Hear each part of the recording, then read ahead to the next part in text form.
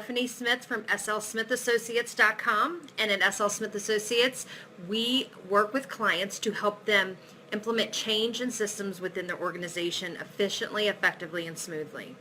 And this week, we are focusing on the series of things that every SAP user should know to be successful. And we are on day number 3.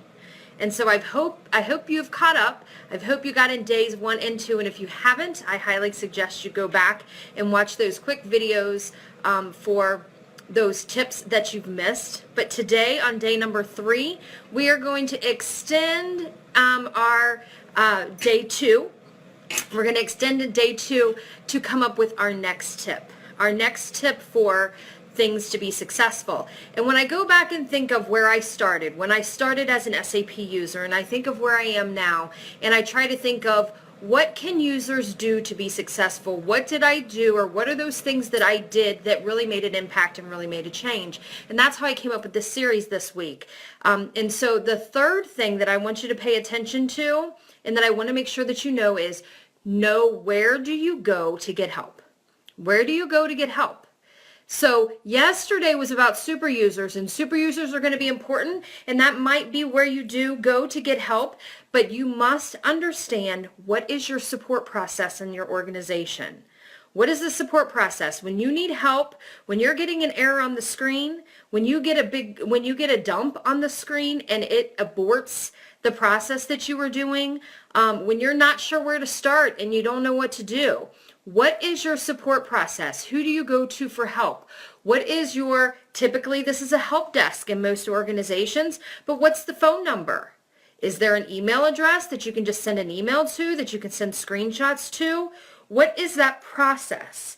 Understanding that support process and knowing where to go to get help can make you just as efficient as those people that know what's going on, because you can be more productive. You can get from point A to point B much faster, and you can get on to working on the things that you know how to do, and let those that understand how to deal with your problem, your error, your question, getting that to them as quickly as possible, so you can get that back to your desk so you can finish or understand what's going on.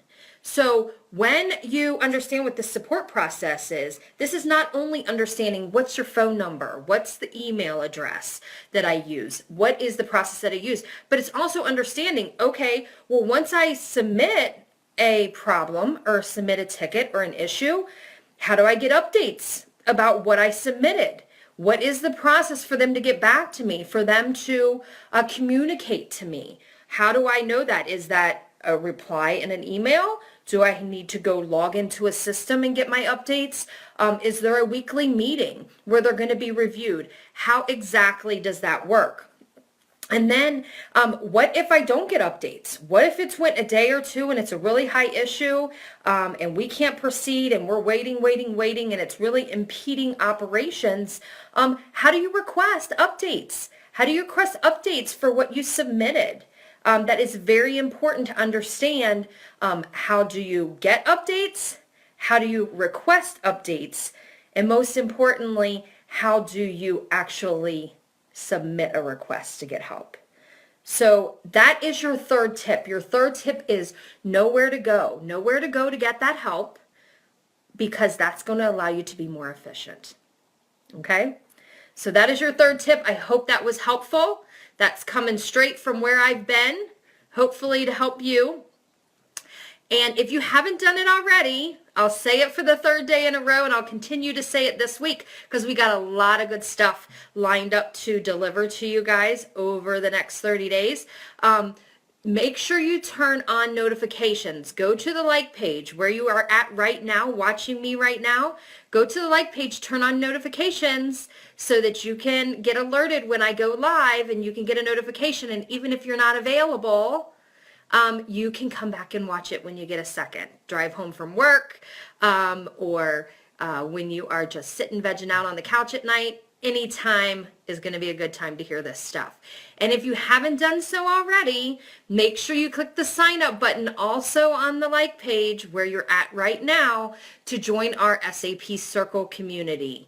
The SAP Circle community is just waiting for you to join them so that you can provide help to them and you can get the help that you need. So it can be your support process as well. So hope this was helpful. Mark your calendars tomorrow at 2 p.m. I'm back here for another tip on things that every SAP user should know to be successful. So mark your calendar. We'll see you tomorrow. Take care.